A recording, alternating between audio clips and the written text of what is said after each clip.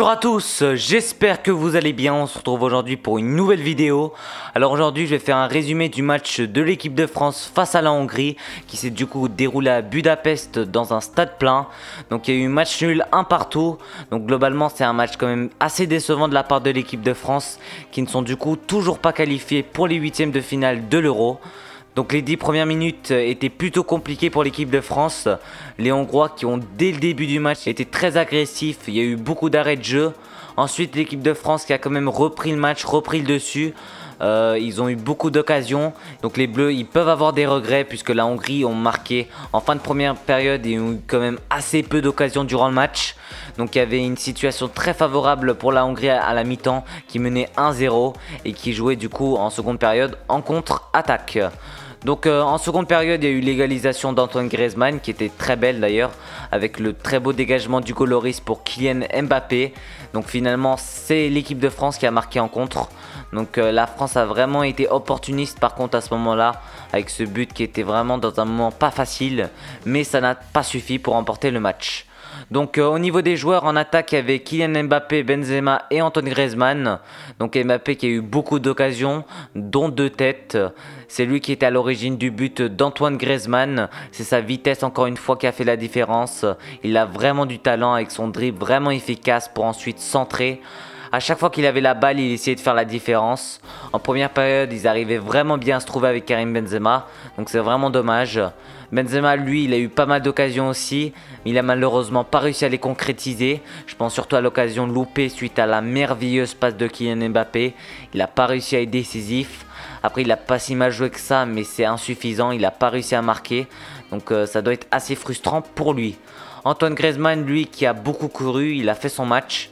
Il a réussi à marquer un but, il a été décisif, mais c'était pas facile pour lui non plus. Au milieu de terrain, il y avait N'Golo Kanté, Paul Pogba et Adrien Rabiot et Corentin Tolisso qui est rentré. Donc Kanté il a été très solide, Paul Pogba on l'a beaucoup moins vu que contre l'Allemagne. Il a fait son match mais on attend quand même mieux de lui. Et la défense était composée de Lucas Digne, Presnel Kimpembe, Raphaël Varane et Benjamin Pavard. Donc la défense n'était pas si mauvaise que ça. Ils ont été plutôt solides à part du coup sur le but de la Hongrie. Et Loris qui lui a fait de très belles interventions tout au long du match. Le but d'Antoine Griezmann c'est lui qui est à l'origine de l'action avec sa très belle relance. Donc le but de la Hongrie n'était pas facile à arrêter. Donc un match assez solide du capitaine. Chez les remplaçants, du coup, il y a eu Ousmane Dembélé qui a remplacé Adrien Rabiot. Et il a apporté beaucoup de fraîcheur malgré ses 2-3 ballons perdus. Il s'est créé une très belle occasion où il a malheureusement touché le poteau. Sa vitesse a vraiment fait la différence avec ses feintes de frappe. Il apportait vraiment du danger, mais il s'est blessé assez rapidement. Du coup, c'est Thomas Lemar qui l'a remplacé et qui n'a pas eu suffisamment de temps pour faire la différence. Olivier Giroud, lui, est apparu à la 75e minute. Il a remplacé du coup Karim Benzema. Il a fait ce qu'il a pu, mais c'était pas suffisant.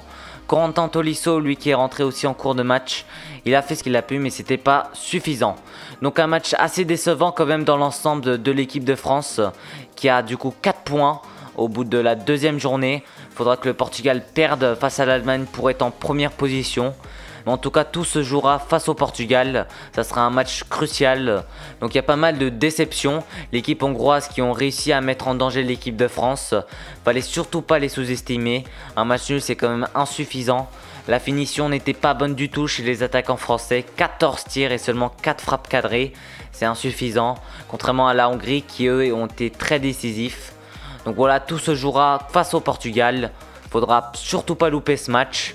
Un petit faux pas de la part de l'équipe de France. Faudra se relever et tout de suite penser au Portugal et pas trop se focaliser sur ce match nul.